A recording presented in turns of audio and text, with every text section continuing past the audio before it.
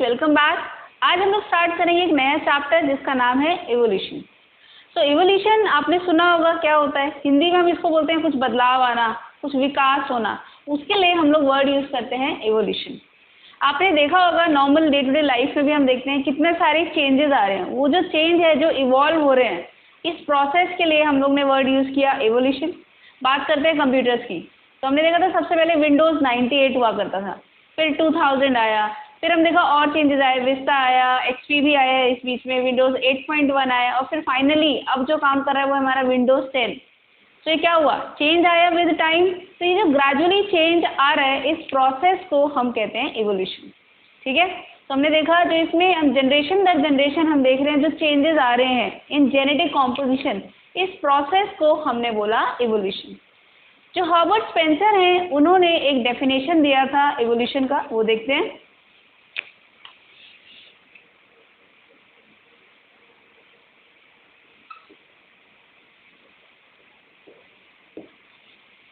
Herbert Spencer ने क्या बोला था कि एक कंटिन्यूअस इरिवर्सिबल प्रोसेस है, मतलब कंटिन्यूअसली हो रहा है and it can not be reverse, वापस से पुरानी फॉर्म में ये नहीं जा सकता है। तो देखते हैं, it is continuous irreversible process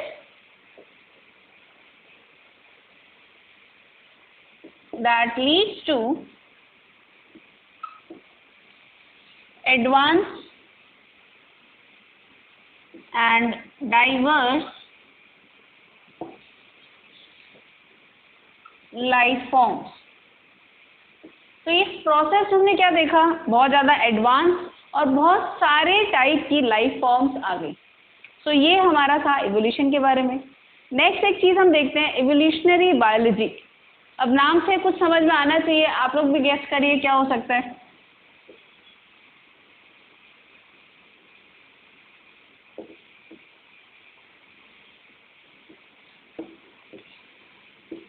so evolution अभी आपको समझ में आ चुका है। बायोलॉजी, बायोलॉजी क्या होता है, स्टडी ऑफ लाइफ फॉर्म्स। तो हम जो देख रहे हैं, जो स्टडी है of evolution of life forms, इस प्रोसेस को हम कहते हैं एवोल्यूशनरी बायोलॉजी। फिर से देखते हैं, बायोलॉजी क्या है हमारा, स्टडी ऑफ लाइफ फॉर्म्स, और एवोल्यूशन अभी आपने पढ़ा। तो जो प्रोसेस है जिसमें हमने देखा कि एवोल्यूशन हो रहा है, एक ऐसा प्रोसेस, एक ऐसी स्टडी जिसमें हम देख रहे हैं कि जितनी भी लाइफ फॉर्म्स हैं उनका एवोल्यूशन हो रहा है, उसको हम कहते हैं एवोल्यूशनरी बायोलॉजी। तो लिखते हैं, स्टडी ऑफ एवोल्यूशन, क्या कह सकते हैं, history of changes of life forms on earth. ठीक है बच्चों, सो ये था हमारा एवोल्यूशन के बारे में। तो हम पढ़ते हैं ओरिजिन ऑफ यूनिवर्स के बारे में। सो ओरिजिन ऑफ यूनिवर्स, माना जाता है कि जो यूनिवर्स है ये हमारा कब बना, around 20 billion years ago. 20 billion years ago. बहुत जग जाहिर है कि जो यूनिवर्स के लिए हम कैसे बोलते हैं, क्या माना जाता है, किस थ्योरी से एक्सप्लेन किया जाता है कि हमारा यूनिवर्स बना है, वो कौन सी है, हमारी बिग बैंग थ्योरी। तो इसको बेस्ट एक्सप्लेन किया जाता है बाय बिग बैंग थ्योरी। अब इस बिग बैंग थ्योरी में क्या हुआ था, हमने देखा था एक कंडेंस पीस था मैटर का जो एकदम से एक्सप्लोड किया। जैसे ही एक्सप्लोड किया उसके अंदर जितना भी कंटेंट था वो सारा क्या हो गया, एक्सपैंड होने लग गया और वो जाके बनाने लग गया हमारा यूनिवर्स। ठीक है, धीरे धीरे हमने क्या देखा, टेम्परेचर धीरे धीरे थोड़ा थोड़ा कूल डाउन होने लग गया। उस टाइम पे हमने देखा बहुत सारी गैलेक्सीज बनने लग गई, हमारे प्लैनेट सिस्टम बनने लग गए। हम जिस गैलेक्सीज में रहते हैं, जिस गैलेक्सी में रहते हैं, उसका नाम है आकाशगंगा या मिल्की वे गैलेक्सी। उसके अंदर भी हमने देखे बहुत सारे स्टार्स आने लग गए, बहुत सारे स्टार्स पाए जाने लग गए। तो ये जब सारी चीज़ें हो रही थी, जब प्लैनेट्स बन रहे थे, इसमें हमने देखा जो हमारा प्लैनेट है दैट इज अर्थ। अर्थ हमारा बना 4.5 बिलियन ईयर्स अगो। तो उसके बारे में लिखते हैं, फिर आगे कंटिन्यू करते हैं। हमने देखा था बिग बैंग थ्योरी में क्या होता है, अ कंडेंस्ड मैटर एक्सप्लोडेड, ठीक है, ये एक्सप्लोड हुआ जिसकी वजह से क्या हो गया, एक्सपेंशन होने लग गया, एक्सपेंशन ऑफ यूनिवर्स। फिर हमने देखा टेम्परेचर थोड़ा सा कम हुआ, टेम्परेचर कूल डाउन। फिर हमने देखा धीरे धीरे इसी बीच सोलर सिस्टम बनने लग गया और हम देखेंगे हमारे गैलेक्सीज भी बनने लगे। Solar system and galaxies were formed, ठीक है। आगे देखते हैं हमारी कौन सी गैलेक्सी है, उसके बारे में पढ़ते हैं। सो हमारी गैलेक्सी का नाम है मिल्की वे या आकाश गंगा। Our galaxy is Milky Way, ठीक है। फिर हमने देखा जो अर्थ थी वो बनी हमारी 4.5 बिलियन ईयर्स अगो। ये ध्यान रखना हमें, एनसीईआरटी में लिखे हुए ये वाले ईयर्स, इसलिए आपको ये डेफिनेटली याद होने चाहिए। अर्थ was formed 4.5 billion years ago. अब देखो अर्थ पे क्या हुआ बच्चों, जितना भी वॉल्केनिक इरप्शन था उसने पूरे अर्थ के सरफेस को कवर कर दिया और उसमें से क्या क्या निकल रहा था हमारा, मीथेन निकल रहा था, अमोनिया निकल रहा था, CO2 गैस निकल रही थी हमारी, और वाटर वेपर। वाटर वेपर क्यों है, वाटर क्यों नहीं है, क्योंकि उस टाइम पे इतना हॉट टेम्परेचर था कि वो गैसियस फॉर्म में ही रहता था, ठीक है। तो हम देखते हैं यहाँ पे लिखते हैं volcanic eruptions covered the earth with methane,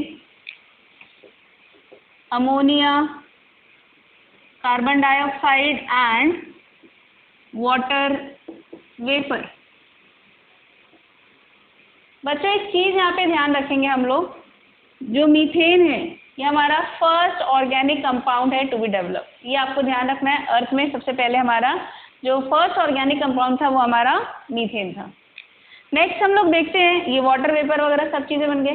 इस टाइम तक कोई ओजोन नहीं था तो यूवी रेज बहुत आराम से अर्थ में पेनिट्रेट कर सकती थी। अब ये यूवी रेज आई, इन्होंने क्या किया, वाटर वेपर को तोड़ दिया। यूवी रेज ने वाटर वेपर का फोटोलिसिस कर दिया। अब वाटर वेपर जो है हमारा टूट के, दैट इज वाटर जो है वो टूट के क्या बना, H2 and O2।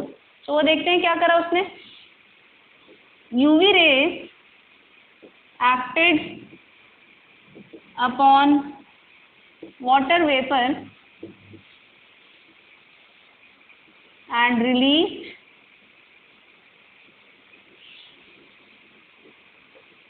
H2 and O2। अब देखो बच्चों ये जो H2 है बहुत लाइट सी गैस है, हमारे हाइड्रोजन, तो इसने क्या किया, इसने हमारा एटमॉस्फेयर बना दिया।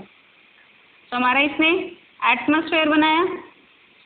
अब क्योंकि ये हाइड्रोजन है तो हमारा एटमॉस्फेयर कैसा होगा, रिड्यूसिंग या ऑक्सीडाइजिंग, हमारा एटमॉस्फेयर होगा रिड्यूसिंग। सो जो हमारा प्रिमिटिव एटमॉस्फेयर था वो रिड्यूसिंग था क्योंकि वहाँ पे इतना सारा हाइड्रोजन था। अब बात करते हैं ऑक्सीजन की। यहाँ पर आपको फ्री फॉर्म में दिख रहा है, बट जैसे ये प्रोड्यूस होता था ये ऑक्सीजन या तो बाइंड कर रहा था हमारा मीथेन के साथ या अमोनिया के साथ बाइंड कर जा रहा था, तो CO2 N2 ये सब गैसेस बनाने लग जा रहा था। तो हम देखेंगे ये जो फ्री फॉर्म की ऑक्सीजन है was not available during primitive atmosphere, ठीक है। तो फ्री फॉर्म वॉज अनअवेलेबल, ये चीज हो गया। अब नेक्स्ट हम देखेंगे धीरे धीरे ये जो ऑक्सीजन है हमारा ये इकट्ठा होने लग जाएगा, ऑक्सीजन के मॉलिक्यूल्स कंबाइन करके फॉर्म करेंगे हमारा ओजोन। जब इन्होंने ओजोन फॉर्म किया अब क्या होगा, अब इन्होंने एक पूरी शील्ड बना दी ओजोन की। अब अर्थ के अंदर हम देखेंगे यूवी रेस पेनिट्रेट नहीं कर पाएंगे, ठीक है। और फिर हमने फाइनली देखा जो लाइफ थी वो कब बनी। लाइफ हमारी बनी, life originated 4 billion years ago. ठीक है, अर्थ के बनने के 500 मिलियन ईयर्स अगो, सॉरी, अर्थ के बनने के 5 मिलियन ईयर्स अगो, क्या बोल रही हूँ, सॉरी,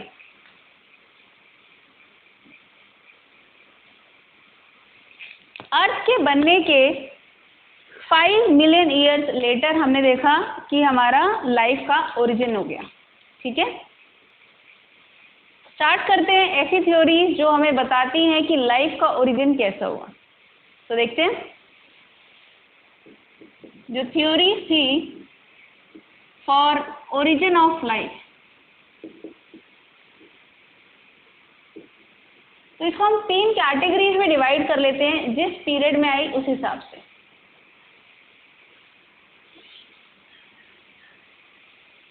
सबसे पहले देखते हैं एंशिएंट पीरियड में क्या बोला गया था। तो एंशिएंट है हमारे पास, जो मिडिल पीरियड था जिसको मेडिवल पीरियड बोलते हैं, और जो करंट हमारा मॉडर्न थ्योरी था वो देखते हैं। सो इन 3 पीरियड में हमने डिवाइड कर दिया कौन कौन सी थ्योरी आई थी। सबसे पहले हम देखते हैं हमारा एंशिएंट पीरियड में कौन कौन सी थ्योरी आई थी।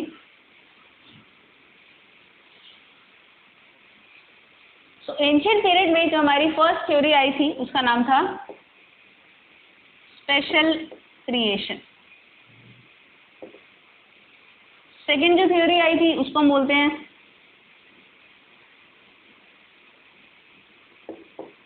कैटास्ट्रोफिज्म। थर्ड जो हमारी थ्योरी थी इसमें वो है एबायोजेनेसिस या स्पॉन्टेनियस जनरेशन। ये 3 थ्योरीज हमने देखी थी हमारी एंशिएंट पीरियड में आई। फिर देखते हैं मेडिवल पीरियड में जो आई, इसमें हमने देखा जो फर्स्ट थ्योरी आई उसको हम कहते हैं थ्योरी ऑफ बायोजेनेसिस।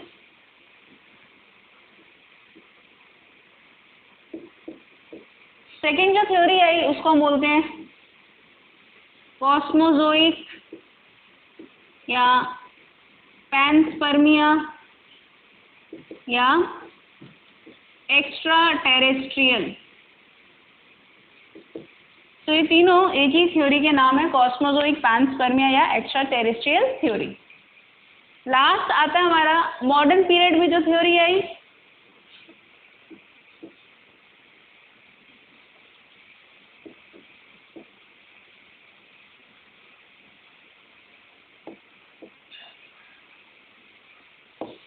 जो मॉडर्न पीरियड में एक जो थ्योरी आई, जो मोस्ट एक्सेप्टेड थ्योरी है उसको हम कहते हैं केमिकल थ्योरी या कीमोजेनेटिक थ्योरी।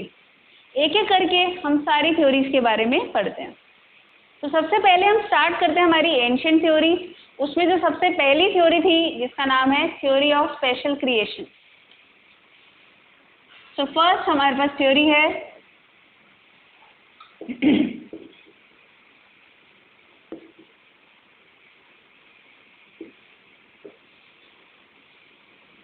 तो यहाँ पे जो स्पेशल जिनकी हम बात कर रहे हैं वो स्पेशल और कोई नहीं, वो हमारे भगवान है, हमारे गॉड है, हमारे अल्लाह हैं। तो इन्होंने क्या बोला था इसमें, इस थ्योरी के अकॉर्डिंग क्या बोला गया कि ये जो पूरा जितना भी अर्थ है, जैसे बाइबल में जेनेसिस में बताया गया था ये वाली चीज़, ये जो पूरी अर्थ है या पूरा जितना भी यूनिवर्स है ये भगवान ने बनाया है और 6 दिन के अंदर ये सारी चीज़ें क्रिएट कर दी। और जो ह्यूमंस थे वो 6ठे दिन पे उनको क्रिएट किया गया। और आपको पता है जो ह्यूमन जो क्रिएट किया गया था वो कौन था सबसे पहला? एडम। अब एडम बेचारा अकेला बोर हो जाता, गप मारने के लिए उसके पास कोई नहीं था, तो किसको बनाया गया? फिर बनाया गया ईव को। तो ये वाली चीज़ हमने देखा कि क्रिश्चियन माइथोलॉजी के हिसाब से, हिंदू माइथोलॉजी के हिसाब से हमने क्या देखा, जो ब्रह्मा जी हैं उनको कहते हैं कि वो क्रिएटर हैं पूरे संसार के, ठीक है। और उसके अकॉर्डिंग जो फर्स्ट ह्यूमंस थे वो कौन थे? जो मेल था उसको बोलते हैं मनु और जो फीमेल है उसको बोलते हैं श्रद्धा। ये 2 नाम रखे गए थे। तो सबके अपने अलग एक रिलीजियस व्यू पॉइंट था इस पे, पर इसमें कोई साइंटिफिक प्रूफ नहीं मिला हमें, इसको जस्टिफाई नहीं कर पाए, इसलिए इस थ्योरी को रिजेक्ट कर दिया जाता है। तो देखते हैं इसमें क्या था, इन्होंने क्या बताया था। ये जो थ्योरी थी वो दी थी फादर स्वरेज ने। तो ये फादर स्वरेज ने दी थी। इन्होंने क्या बोला, God created the life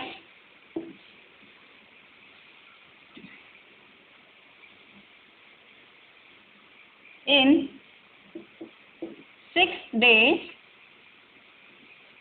and human was created on 6th day। ठीक है भाई, तो आज तक हमें इसका कोई साइंटिफिक प्रूफ नहीं मिला, इसलिए हम इस वाली थ्योरी को रिजेक्ट कर सकते हैं। बहुत सारे लोग हैं आज भी इसको मानते हैं। ठीक है, जो हमारी सेकेंड थ्योरी है यहाँ पे, उसका नाम है theory of catastrophism. So theory of कैटास्ट्रोफिज्म।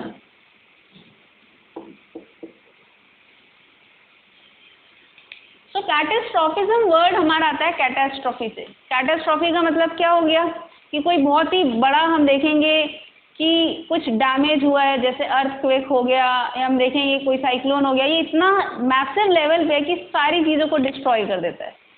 तो ये जो आपदा आ रही है, इसकी वजह से क्या बोला गया इसमें कि एक बहुत बड़ा कुछ ऐसे कैटास्ट्रॉफी होता है जिसकी वजह से सारी दुनिया पूरी नष्ट हो जाती है, फिर उसके बाद धीरे धीरे करके सब कुछ फिर से ग्रो करता है। अब देखो, इसको सोचने के लिए कुछ हद तक बात सही भी है। अगर हम देखते हैं, हमने देखा था कि क्रिटेशियस पीरियड में हम देख रहे थे कि जब सारे जो हमारे डायनासोर थे वो सारे खत्म हो रहे थे, एक्सटिंक्ट हो रहे थे, उस टाइम पे हमने देखा जो मैमल्स थे वो सबसे ज़्यादा फैलने लग गए थे, रेडिएट करने लग गए थे। अगर हम इसको थोड़ा सा फिल्मी तरीके से भी पढ़ें तो आपने देखा होगा जो थानोस है, ऐसे किया, आधी दुनिया ख़त्म कर दी थी, और उनका पूरा प्लान था सबको ख़त्म करने का। क्यों? ताकि प्लानट पे से जो बोझ है वो ख़त्म हो जाए। ठीक है, फिर उन्होंने अपने प्लानट पे जाके क्या किया, वहाँ पे खेती बाड़ी शुरू कर दी, फिर से नया एकदम स्टार्ट किया। तो सारा जो लोड था उसको ख़त्म करके एक नया स्टार्ट कर रहे थे। ऐसा फिर से बता दूँ, ये कुछ भी रियलिस्टिक नहीं है, बस एक एग्जाम्पल के लिए मैं समझा रही हूँ। थानोस कि तुम सोचो हाँ थानोस भी कोई एक्चुअल में चीज़ है, ऐसा नहीं है। तो ये था हमारा कैटास्ट्रोफिज्म में। अगेन कोई हमारे पास इसका साइंटिफिक प्रूफ नहीं है, इसलिए ये वाली थ्योरी का क्या होगा, इसको भी रिजेक्ट कर दिया जाता है। तो इस थ्योरी में हमने देखा ये दी थी किसने, क्यूवियर ने दी थी। ठीक है, और इसमें क्या बोला गया था कि जितना भी अर्थ है it is continuously created and destroyed by God. So it is, life is destroyed completely and later it reoccurs। तो ये वाली थ्योरी थी हमारी थ्योरी ऑफ कैटास्ट्रोफिज्म के बारे में। तो जो हमारी थर्ड थ्योरी है उसका नाम है थ्योरी ऑफ स्पॉन्टेनियस जनरेशन और थ्योरी ऑफ ए बायोजेनेसिस। करते हैं फिर से हमेशा की तरह एक संधि विच्छेद और देखते हैं। ए बायोजेनेसिस, बायो का मतलब लाइफ, जेनेसिस का मतलब फॉर्मेशन, ए वर्ड आ गया मतलब नॉन लिविंग। तो जब हम देख रहे हैं लाइफ किसी नॉन लिविंग चीज से अराइज कर रही है, उस वाली थ्योरी को बोला गया है ए बायोजेनेसिस। और ये ऑल ऑफ अ सडन कर गई, इसलिए इसको हमने बोला स्पॉन्टेनियस जनरेशन। ठीक है, तो हमने देखा ये वाली थ्योरी में एरिस्टोटल ने क्या बोला, इन्होंने बोला कि जो लाइफ है वो किसी नॉन लिविंग ऑर्गेनिज्म से अराइज करी है। तो life originated from non living matter, ये चीज बोली। अब इसको थोड़ा सा और एक्सप्लेन करने के लिए हेलमोंट ने कुछ बोला। इन्होंने क्या बोला, वॉन हेलमोंट ने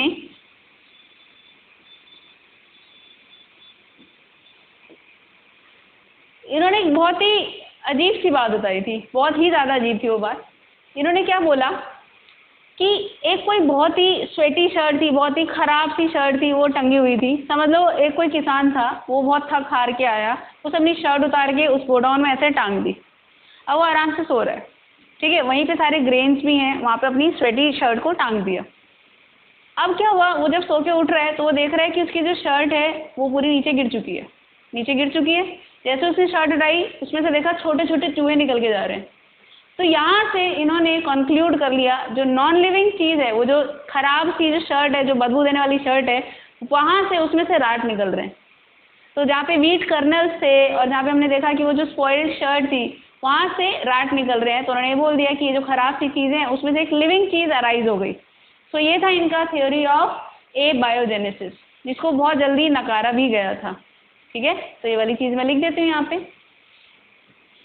तो वॉन हेलमोंट्स ने क्या बोला, रैट्स या माइस कुछ भी बोलो, arrows from spoiled shirt and wheat colonel's. तो जो गेहूं के दाने थे और जो हम देख रहे हैं यहाँ पे खराब सी जो शर्ट थी, उसमें से इन्होंने बोला कि जो चूहे हैं वो निकल के आ गए। ठीक है, अब इसी वाली थ्योरी को अभी रिजेक्ट भी किया जाएगा। अभी तक जो हमने पढ़ी वो थी सारी हमारी एंशिएंट थ्योरी। अब हम पढ़ेंगे हमारी जो मेडिवल पीरियड की थ्योरीज थी। नेक्स्ट थ्योरी का नाम है हमारा थ्योरी ऑफ बायोजेनेसिस। ये 3 साइंटिस्ट ने इंडिविजुअली दी थी, जो कौन कौन थे, Francisco Redi, Spallanzani and Louis Pasteur. तो देखते हैं इसके बारे में।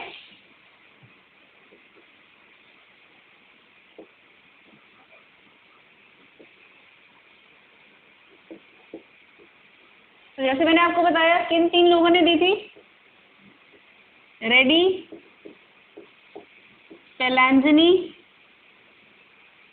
And Louis pasture.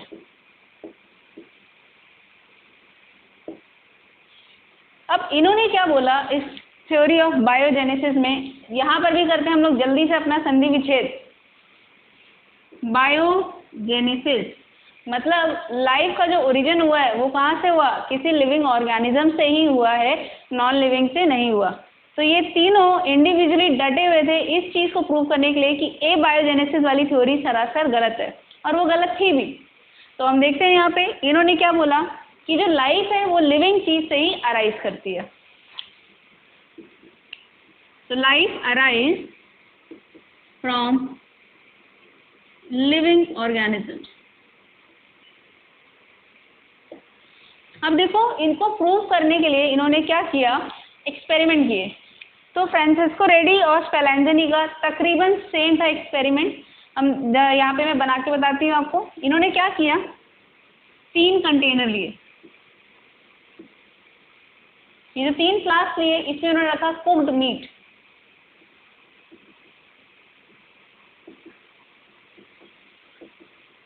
अब इन 3 कंटेनर में फ़र्क क्या था, एक तरफ हमने देखा कि पार्चमेंट पेपर है, ठीक है, एक तरफ हमने देखा कि मसलिन का क्लोथ है, और जो थर्ड वाला है वो एकदम टाइटली क्लोज है, मतलब पूरा सील्ड है वो अच्छे से। तो हम देखेंगे ये पूरा अच्छी तरीके से सील्ड है। और जो रेडी नहीं किया था उन्होंने क्या किया था, इसको ओपन छोड़ दिया था। तो इस तरीके से देखें हमने 3 कंटेनर है, एक कैसा है ओपन है, एक कैसा है कवर्ड विद मसलिन क्लोथ, और जो थर्ड वाला है हमारा वो टाइटली सील्ड है।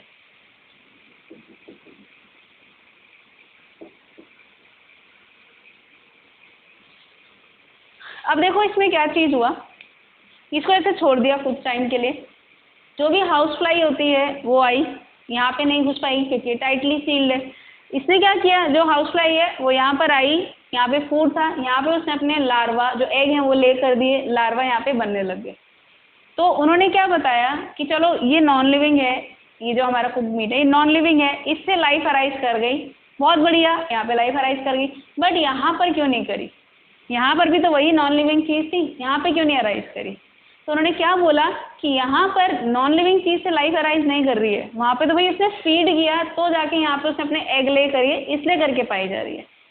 तो इस तरीके से इन्होंने इस वाली चीज़ को रिफ्यूट कर दिया कि नॉन लिविंग चीज़ से हमारा लिविंग चीज़ का फॉर्मेशन हो रहा है। ये तो था हमारा स्पेलेंज़नी और रेडी ने जो किया। फिर लुईस पास्चर ने एक बहुत फेमस एक्सपेरिमेंट किया जिसको हम कहते हैं स्वान नेक एक्सपेरिमेंट। स्वान की आपको नेक पता है कैसी होती है, ऐसे कर्व से होती है। तो इसी टाइप का इन्होंने फ्लास्क लिया अब देखते हैं इन्होंने क्या किया।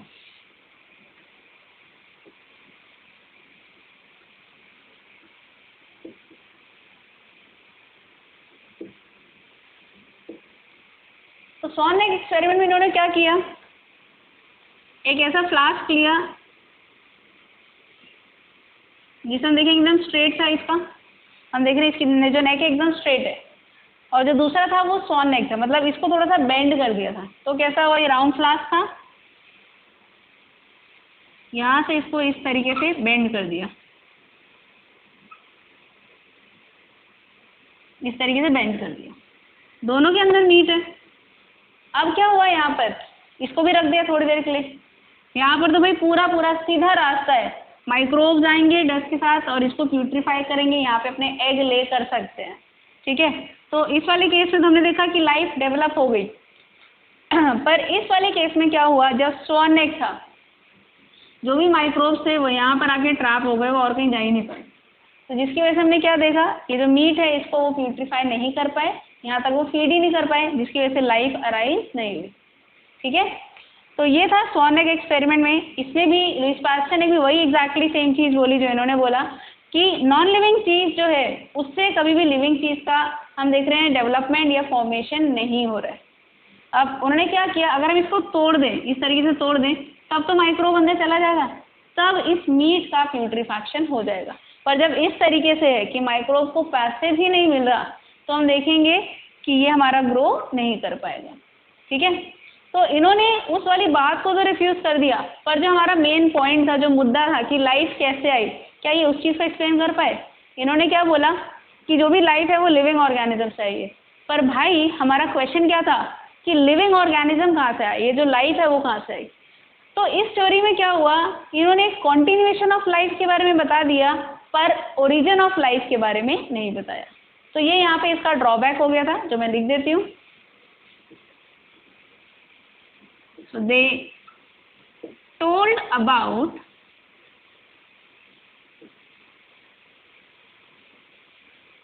continuation of life but not formation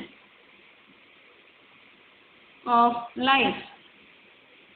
life के फॉर्मेशन के बारे में नहीं बताया, पर कंटिन्यूएशन के बारे में बता दिया इन्होंने। Theory of panspermia, cosmozoic theory या एक्स्ट्रा टेरेस्ट्रियल थ्योरी, नाम में ही आपको कुछ समझ में आ रहा है। कॉस्मोस तो ये अर्थ के अंदर की बात नहीं हो रही है, एक्स्ट्रा टेरेस्ट्रियल बाहर की बात हो रही है। तो इसमें हम लोगों ने क्या देखा, ये जो थ्योरी थी ये दी थी कुछ एस्ट्रोनॉमर्स ने। इसमें हमने देखा जैसे कि Richter, Helmholtz and Arrhenius.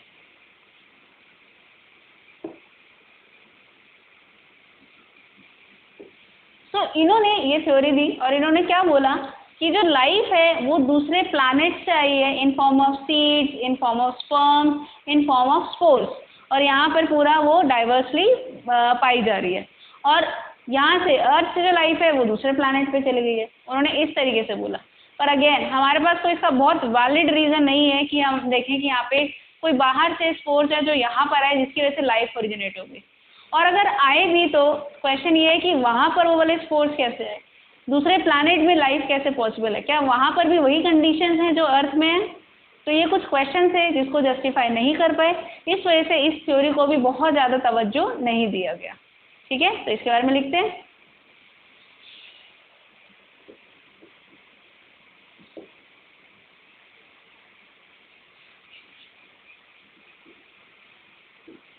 Life arose from sperms, seeds or spores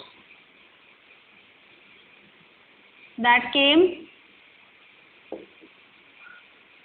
from another planet.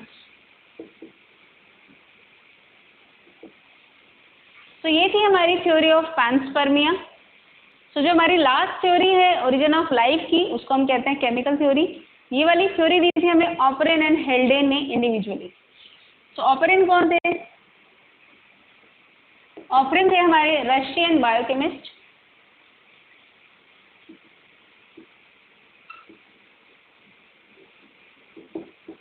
और हेल्डेन हमारे ब्रिटिश साइंटिस्ट थे।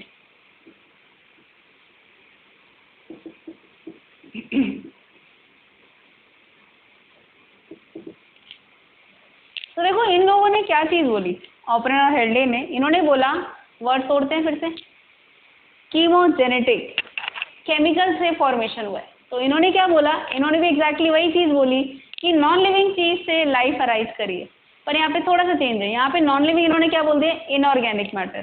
तो यहाँ पे क्या बोला इन्होंने कि लाइफ जो है इनऑर्गेनिक मैटर से अराइज करी है। देखते हैं यहाँ पे, life originated from inorganic matter. ठीक है जी, इन्होंने ये वाली चीज बोली। अब यहाँ पर ये जो फॉर्मेशन हो रहा है ऑर्गेनिक कंपोनेंट्स का फ्रॉम इनऑर्गेनिक कंपोनेंट, इस प्रोसेस को बोल दिया गया केमिकल इवोल्यूशन। ठीक है, इनऑर्गेनिक कंपोनेंट से कंपोनेंट बन रहे हैं हमारे ऑर्गेनिक। तो यहाँ पे लिखते हैं केमिकल इवोल्यूशन। इसमें क्या हुआ था? Formation of organic compounds from inorganic compounds।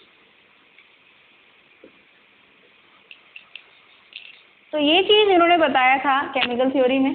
पर मैंने क्यों बोला ये मोस्ट एक्सेप्टेड है? यही ऐसा ही तो कुछ हद तक चीज़ें हमारी एबायोजेनेसिस में भी हुआ था, उसको हम मजाक में ले गए, पर इसको हम इतना सीरियसली क्यों ले रहे हैं?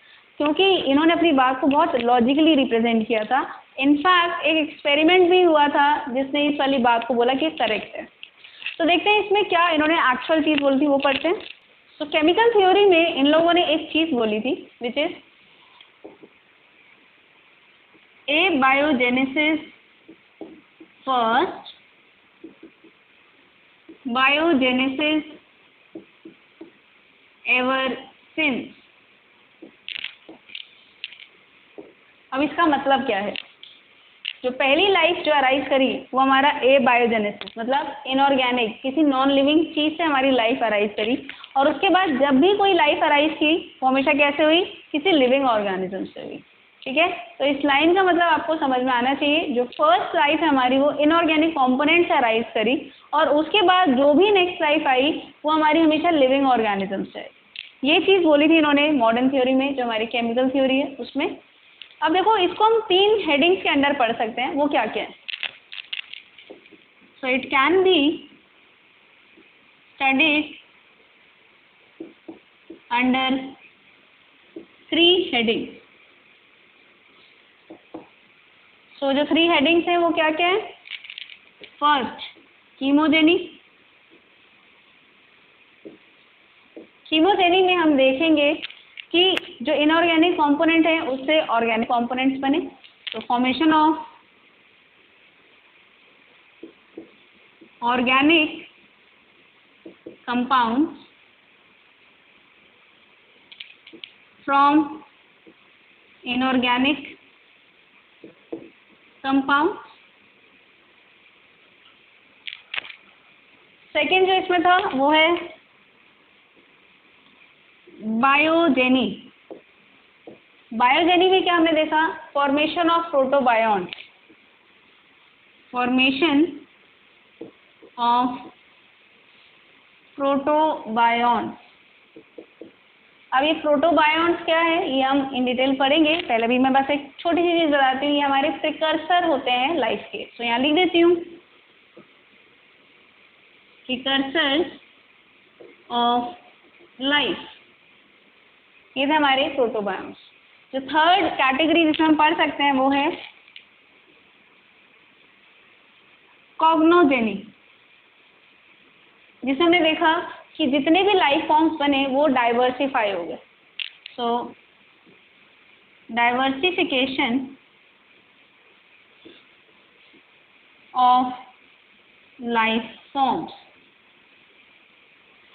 सो केमिकल थ्योरी में क्या हुआ? ऑपरेन और हेल्डेन ने दिया। ऑपरेन ने इसके बारे में अपनी बुक में भी लिखा है, ओरिजिन ऑफ स्पीशीज। और इसमें हमने क्या देखा? इन्होंने बोला इनऑर्गेनिक कंपोनेंट से लाइफ जो है वो अराइज करी। तो इनऑर्गेनिक से ऑर्गेनिक कंपोनेंट का जो फॉर्मेशन हुआ इसको हमने बोला केमिकल इवोल्यूशन। तो इनका फंडा ही यही था। इन्होंने एक चीज़ बताई थी, abiogenesis first, biogenesis ever since. मतलब पहले जो लाइफ आई वो इनऑर्गेनिक कंपोनेंट से आई, और उसके बाद जब भी लाइफ आई वो हमेशा एक लिविंग ऑर्गेनिज्म से ही आई। अब ये जो केमिकल थ्योरी है इसको हम 3 हेडिंग के अंडर पढ़ सकते हैं, कीमोजेनी, बायोजेनी एंड कॉग्नोजेनी। इसको हम इन डिटेल पढ़ेंगे नेक्स्ट लेक्चर में। आज हम यहीं पे वाइंड अप करते हैं। बारी है हमारे क्वेश्चंस की। तो स्टूडेंट्स बढ़ते हैं क्वेश्चन की तरफ। फर्स्ट क्वेश्चन हमारा, which one of the following was not present in primitive atmosphere of earth. ये 4 आपके पास ऑप्शंस हैं, मुझे बताओ कमेंट में क्या होगा आंसर। सेकंड हमारा क्वेश्चन है, match column A1 with column 2। ये हमारा कॉलम 1 है, ये हमारा कॉलम 2 है।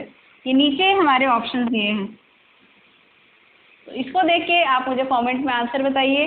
वीडियो अगर आपको अच्छी लगी है इसको लाइक करिए, चैनल को सब्सक्राइब करिए, और कुछ भी डाउट है तो कमेंट सेक्शन में पूछ लीजिए। Thank you.